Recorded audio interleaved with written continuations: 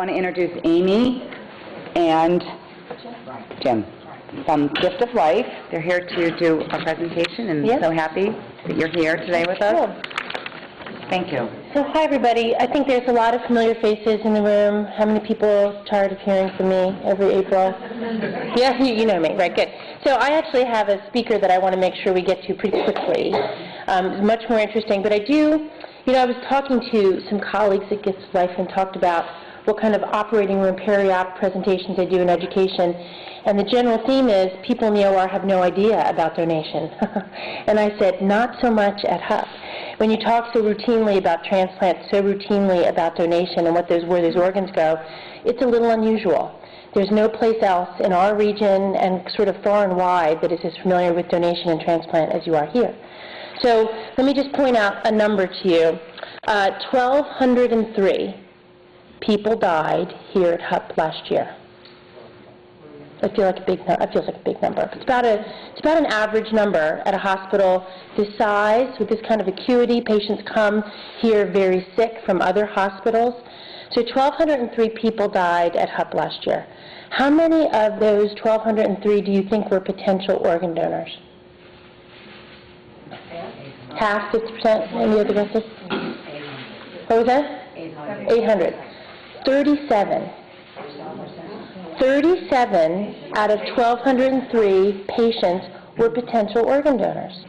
And out of 37, 20 went forward and were donors.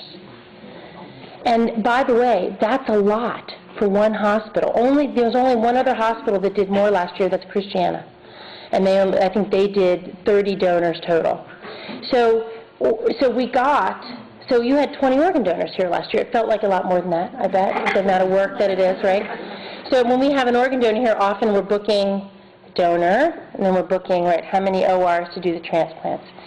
So organ donation is rare. We made 350 phone calls from the ICU for us to come out and evaluate patients as potential organ donors. But 37 out of 1,203 is about what it is everywhere. It's about 1% of patient deaths. 1 to 3% of patient deaths can be an organ donor. That's it. It's because they have to die in a very particular way. Most patients to be an organ donor have to be brain dead. They're declared dead long before their heart stops because they've been pronounced dead because their brain and brainstem has ceased to function. So it's an extremely rare thing. There's been so much talk in the press about organ donation and that we all need to put it on our driver's license, which we do.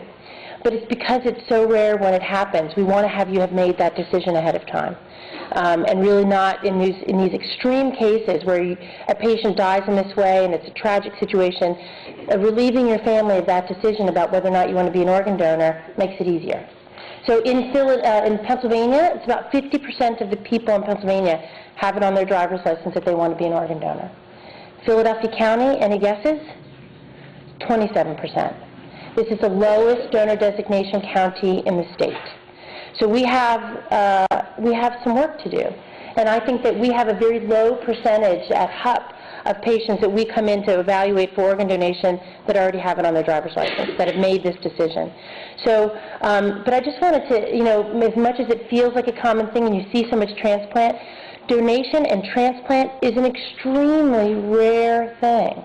Most hospitals that we go to speak to in our region, 130 hospitals, it's all science fiction, that you're taking organs from one person, putting them into another, and that it all ends up working. Here, I know it feels very routine, and that's a good thing.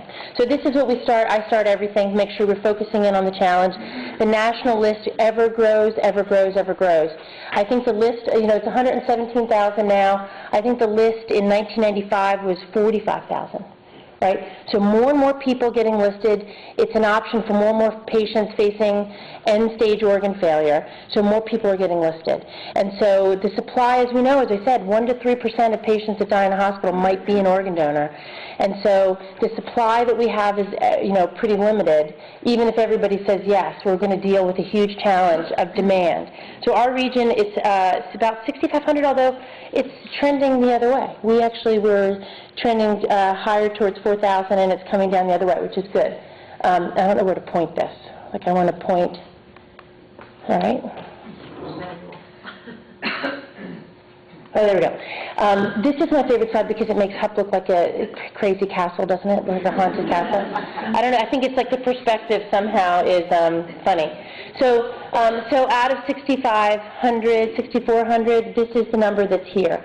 Because we recover a lot of organs here in Philadelphia, we had 417 organ donors last year in Philadelphia. Out of 10 million people, 417 organ donors. It seems like a tiny number. No place else in the United States had as many organ donors as we do here in Philadelphia. Because we recover organs here, we try and find a home for the organs here first. And as a result, there's a lot of transplant that happens in Philadelphia. 17 hospitals do transplant. That is unusual. Most regions of the country have 2 and 3 large university centers that do the transplant. Here we have it spread across 17 academic transplant centers. Most of them do kidney exclusively. But look at this list. This is the largest single hospital doing the most amount of transplant. So 1,636 people waiting for transplant here at Hupp at the Scary Castle. I'm going to use that slide for that's like everything now. Does it look scary? Like, ooh. All right. So this is what I was trying to say, and this is sort of a busy slide, but I want us all to feel good about this. The top line, we talk about how many organ donors. We have 10 million people in our region, and if you look at the donors PMP, 40 donors per million. Now look at the rest of the country. Look at the rest of the country. Nowhere recovers and has as many organ donors. Nowhere says yes to donation as much as we do here in Philadelphia. So every time you're watching Monday Night Football and they're talking about how Philadelphia's the rudest, worst drivers, what is it, like the most violent fans, right? Like we have a jail. Didn't we used to have a jail down at the stadium? Right. So all the bad stuff that they're going to mention on Monday Night Football, you can remember that nobody says yes to donation more than Philadelphia in the whole country. It's pretty extraordinary. Still, the numbers are small, but think about what this means. It's not even, the scale of magnitude is pretty large. 40 donors per million is a lot. It's almost the most in the international community as well. Spain usually does a little bit more. I think last year they did a little bit less. They have a presumed consent law. So everybody's an organ donor. Nobody's really asked. You're an organ donor. If you die on scene, they have special ambulances that come out and take the patient into the ambulance and cannulate them and perfuse those kidneys on scene. Could you imagine how badly that would go over here on the Schuylkill with that ambulance pulling up? But they don't do quite, I think last year they didn't do quite as many organ donors per million as we did here in Philadelphia. Could you imagine how badly that would go over? Like that ambulance pulling up and yeah, it wouldn't go well.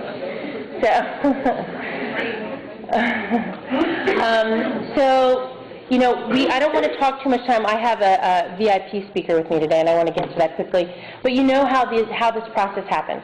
Gift of Life gets 2 kinds of phone calls from the hospitals. One is after every patient dies. Every patient death, we get a phone call. That's a tissue referral. So the heart stops. The physicians that are doing, I want to say paperwork, but there's no paperwork anymore with this paperwork. It's all online or on the computer. They triggers a phone call to Gift of Life. That's a referral for a tissue donor. Tissue donors will increasingly, if a patient is a candidate, very few people are candidates to be a tissue donor, very, very few. Everything rules you out as a tissue donor. We talk to the family over the phone, and if the family says yes, we probably are doing less and less tissue donors here at Hupp. Mostly we're taking those patients' bodies back to Gift of Life and doing the tissue recovery there. And we can make it happen faster there, et cetera. And so you're probably not doing as many tissue donors here as we did in the past, except when we have an organ donor, then we would do the tissue recovery here as well. So the other kind of phone call, this is the kind of things we can recover from tissue. So either a whole eye or the cornea, skin, saphenous veins, long bones, or the heart valves. These are the types of things we can recover, and all kinds of other tissues. So, and I always want to make sure to point out to people, the most commonly used item from a tissue donor is the long bones. And if anybody in here has been had a dental implant and probably a root canal, you've probably been the recipient of donated bone because they use a paste, the dentists and the dental surgeons, that they put in there. So nobody grabbed their mouth, right? Sometimes that happens. But they don't have to disclose that. But that is something that's very common. These people think of long bones, but in fact they make all kinds of devices out of that, particularly for orthopedic surgeries in pediatrics. So they make these devices and they have better outcomes.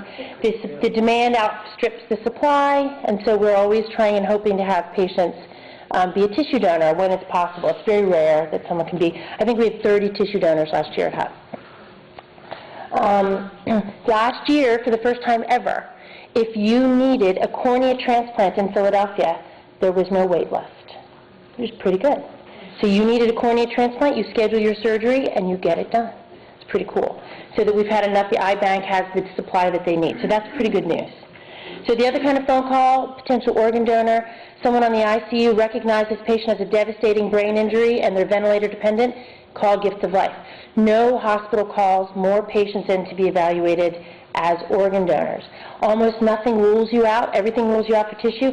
Almost nothing rules you out as an organ donor. Only 2 automatic rule-outs: HIV and metastatic cancer, a recent history of metastatic cancer. Otherwise, we're going to look at everybody. We don't care the age. We don't care what's going on. Hep B, Hep C, sepsis, none of those things rule you out as an organ donor. We want to evaluate everybody. Right? The list is long enough. If a patient has Hep B plus Hep C, and they might have they have good kidney function, we probably have someone on the list who is Hep C plus Hep C positive that could use that kidney. So we look at everybody. So those phone calls come in here more than anywhere, which is great. We don't miss anything. There's 2 different kinds of organ donors. You guys are familiar with donation after cardiac death. Nobody does more. Am I talking like, feeling pretty good? These are patients who are not going to progress to brain death but might be an organ donor, and the withdrawal of support happens in the OR, happens in your house. And so we offer that because we get more patients referred to us. We offer that to more patients than anywhere else. And as you know, families may come to the OR for that withdrawal of support.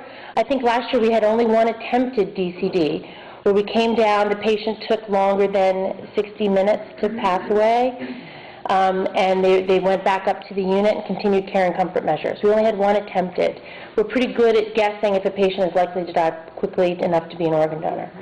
So I'm going to actually stop there and introduce. Are there any questions? What was that? Yeah. What about what are the things that rule out the tissue donor? Oh, everything. The FDA regulates tissue donation, and it's the CDC high-risk criteria for blood transfusion. It's the same thing. So a day and 24 hours in jail rules you out as a tissue donor. Any sepsis at all rules you out as a tissue donor. Because think about what's happening with tissue. It's static. There's no more perfusion occurring. And so you're really stuck with whatever the clinical picture is, or maybe if there's any mysteries about what's going on with that patient, tissue donation is out. You really need to, tissue donors tend to be younger. They tend to be patients that hit the emergency department and have a catastrophic event with no medical history. Cancer, because the corneas are not vascularized, at times patients with cancer might be cornea donors, but for the most part they're going to be ruled out. We approach very few families about tissue donation. And what's amazing is if there's a candidate for tissue, we approach the families over the phone. And they have a 40% consent rate. People say yes 40% of the time. I should listen in on that, every telemarketer should listen in on that phone call to figure out, because here they've had the war, they've had a loss. They've had minutes before a loved one has died, there's someone on the phone asking about tissue donation, and 40% of the time they say yes. It's pretty amazing. I think it's extraordinary. I'd like to think before I worked for Gift of Life, I'd have been one of the ones saying yes. I don't know. I think it's pretty amazing that people say yes so often. So are there any other questions? Nothing at all. All right, I'm going to introduce our speaker. And I've been asked just to introduce him as Jim. So thank you. Wow. I think I met some of you back in the mid-'90s because I was offered the opportunity to share my story with the OR group back then. Of course, you didn't have this. This was a flat room floor. Everybody was sitting there, and I was standing up, and I was trying to think, what do I say to you? And I finally realized 2 things. One, it was really great to look down on you for a change. And second, I realized that in the medical field, no matter what you do, you're seeing just a slice of a patient's life. And the OR team probably never sees a patient standing up. And I thought, wow. And so then I theorized what they see, and you prepare somebody, so you may see them talking and moving and stuff, but by the time they go in the OR, they're probably under anesthesia. And so they're not talking, they're not reacting, and so they do their work, and out they come the other end. The only time you ever see that patient again is something went wrong, and they come back in. You don't see the success side of it. And so it's really an honor to come out and share with you those two words. And I really, from the depth of my heart, say this. Thank you for what you do. You have no idea what it means. I mean, I go back to the early 90s. I was just about 50 years old, and life was good, raising 3 teenagers, not a challenge in life, loved what I was doing, and found myself waking up in the middle of the night, anxious. No pain, no shortness of breath, just anxious. And so I went to see my doctor, my family doctor, Dr. Mark Reel, maybe you know him, a great doctor, a real doctor, how about that? And, give me a sleeping pill, I'll get better. He was a good doctor, asked questions. What's happened recently? Nothing, really. Did you have a cold or virus or anything? Oh, yeah, I had a cold a couple weeks ago, but it's gone, you know. He said, I think we need to send you over to Phoenixville Hospital and have your heart checked out. Exactly. My reaction, like, what? But hey, when a real doctor tells you to do it, you do it. And so I went over there, they checked out the heart, and they said, Mr. Gleason, you've had a virus. The virus attacks muscle, it attacks your heart. You've got 37% of your heart function left. Now, I come out of a mathematics background. I used to be a math teacher, so what do I know? 100%, 37%, oh my God, a third. You know better. I didn't know that at the time.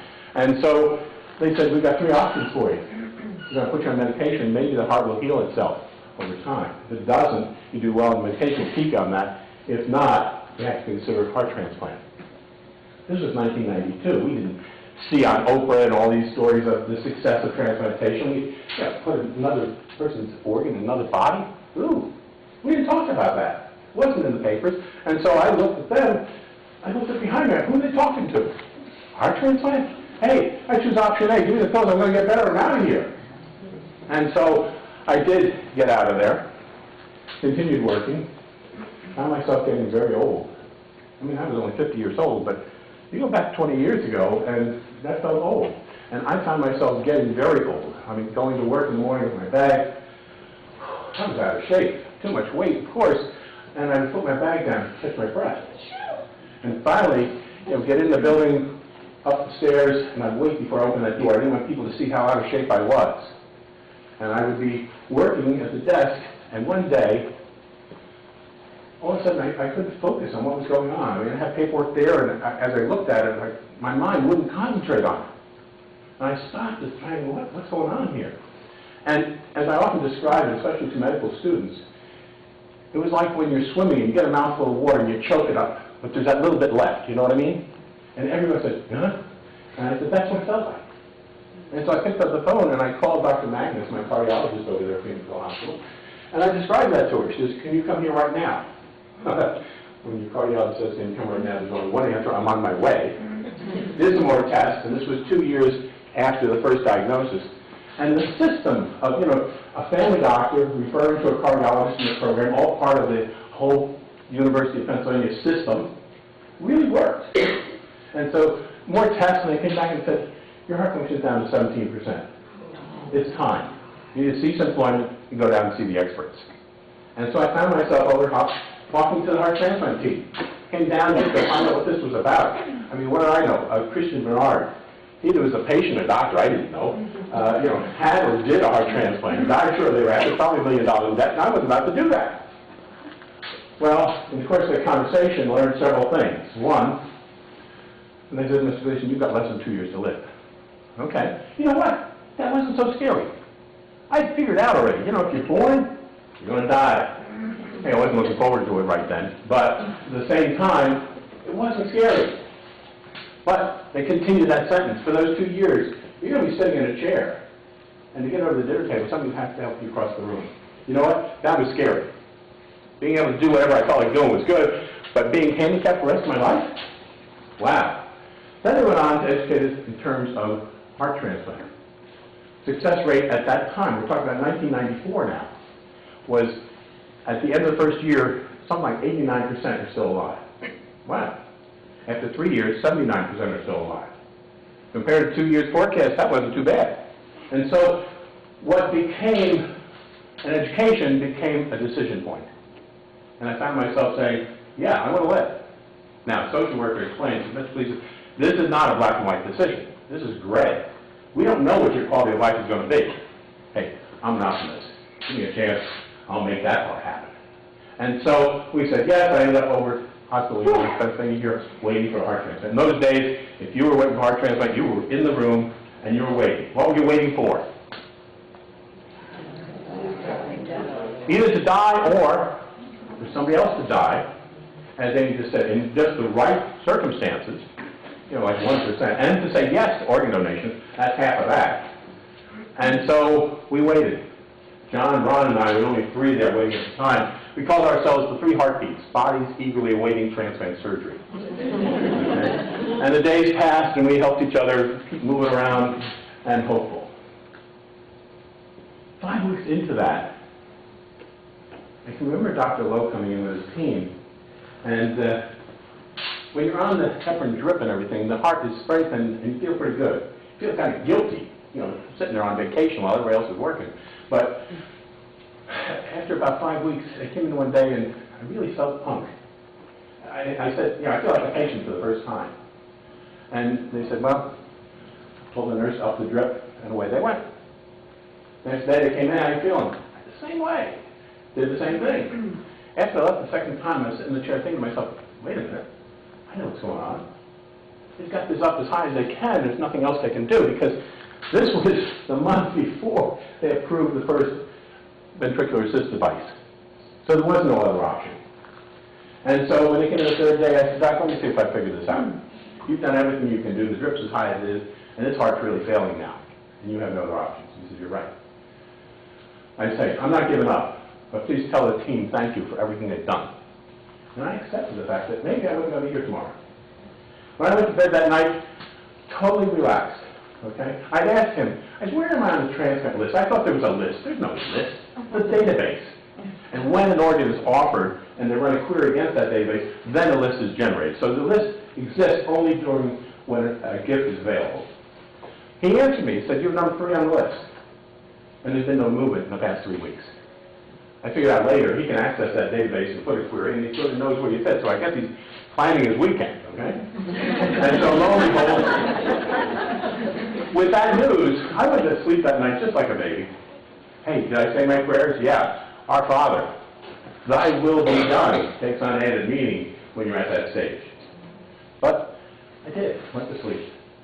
Next morning, one of those nurses came in early, much too early. What's the 5:30 checking Bible? And she said, Mr. Gleason, we have a phone call for you out at the nurse's station. There's a phone right there. They're not turned on that early in the morning, so with ID pole and toe and slippers, I went out to take the call. It was Heather, my transplant coordinator nurse, with those famous words, Mr. Gleason, I think we have a heart for you. Wow. It's been almost 19 years. And let me tell you something. Every time I go back and visit that memory, it goes from the toes right up to here.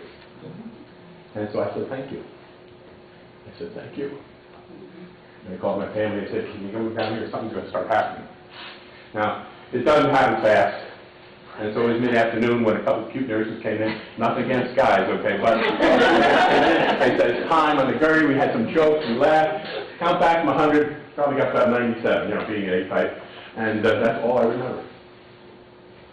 And somehow you were doing your job. And I didn't get to say, what are you doing?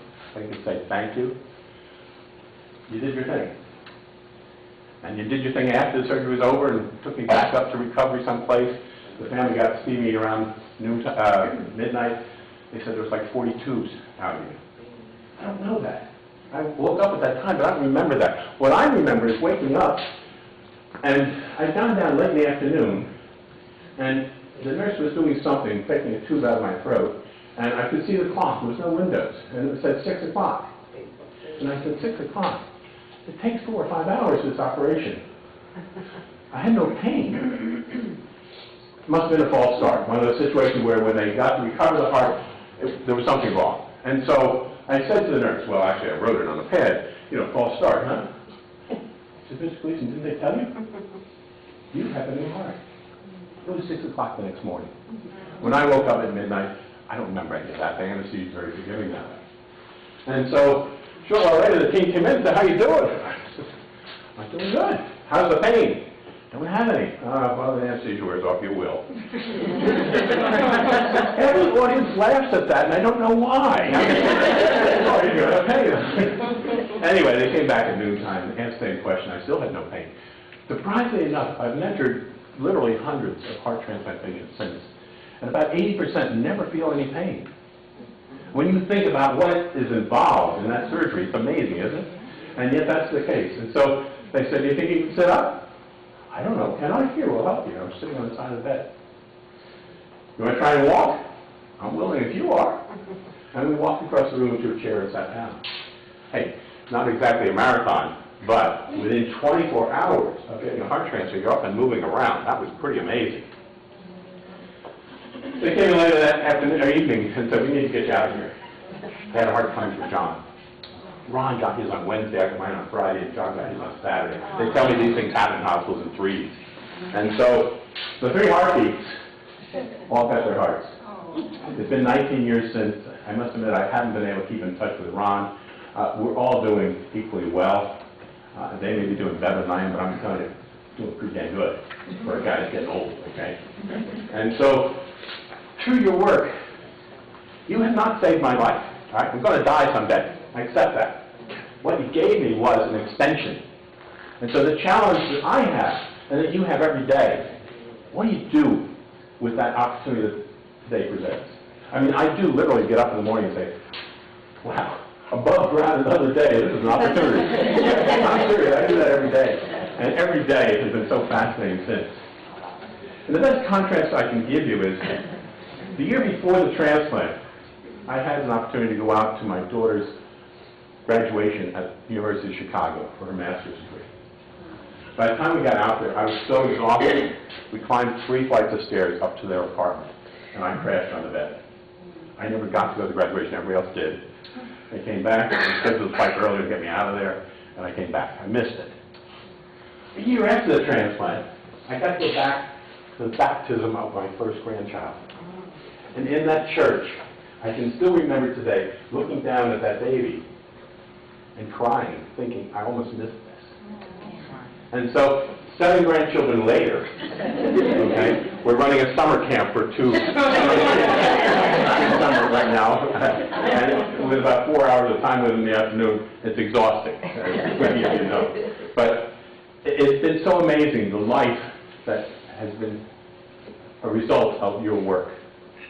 Yeah, I've been back in there a couple other times. They came up with prostate cancer back around 2000. Took care of that, no problem. Okay. The preventive work with the care that you get as a transplant patient is amazing, and they find things that normally you wouldn't find. So, for example, I've often said, what guy goes in and says, "Here, give me a prostate exam"? And guys don't do that.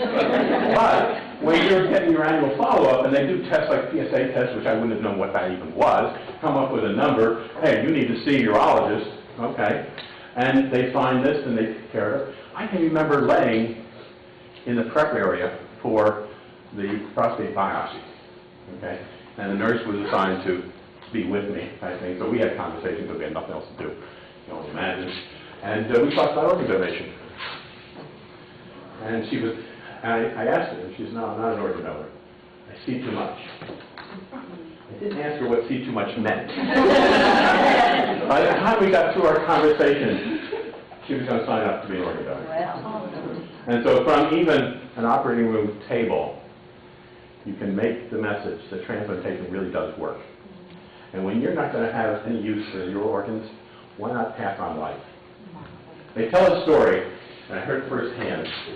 A father, his 2 daughters, trying to face the decision about organ donation when the wife had not registered, so they didn't know what her decision was, and she was declared brain dead. And at the bedside, they were trying to make a decision. The husband couldn't face it. No. 2 daughters said, "But Dad, Mom really would want this. I can't do this." And that argument continued down in the cafeteria. And the orderly came over to him and said, "Excuse me, sir, can I say something to you?" "What?" "It's not a question of whether your wife's going to be an organ donor or not. She's going to be an organ donor. The question is whether you're going to donate to the ground or to save somebody's life." And he moved on. He thought about that.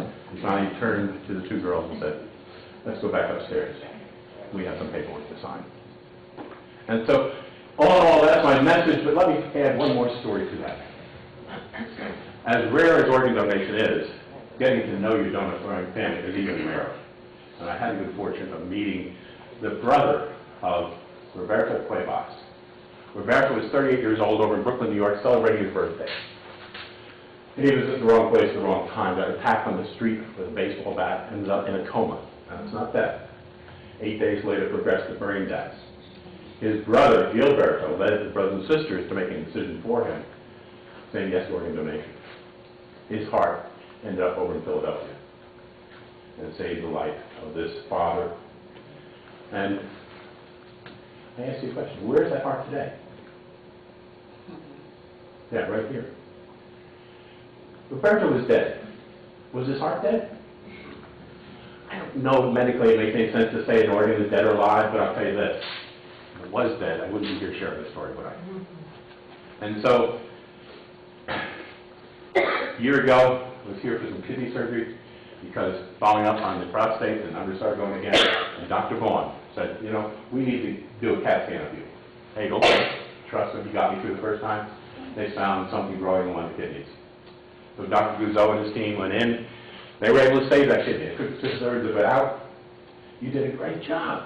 Fantastic. I had no tear going through the whole process. It was amazing. And so today, no symptoms. If I had not had that, you know, advance warning, if you will, who knows what would have happened. So here I am today, living life to the fullest. Married a donor mom who lost her 13-year-old son, Christopher, in a car, hit him on a bike. He was an organ donor. We got to meet and got to be friends. And so today, we live life together. And as husband and wife, with 7 grandchildren, I leave them here to talk to the cardiac nurses, and then go home to our summer camp this afternoon. And so, after the transplant in '94, I went back to work 3 months later. Full career before I retired in 2005, and now I work full-time as a volunteer for organizations like the Gift of Life Donor Program, and also UNOS. So I just got back from Richmond at the board meeting down there. I'm a member of the board and just got elected to the executive committee of that board. And so making decisions, paying forward for the work that you did that made that 2-year forecast, and now 19 years of full life. And hey, I'm going to die someday, but meanwhile, damn, well, we're having another day. I hope you have the same opportunity and you can take advantage like I am too. And thank you for what you do. It really does work. It makes a big difference in family lives every day. Thank you. Any patient would love you here saying that to you. They're asleep when you see them. Take my word for them, okay? Thank you very much.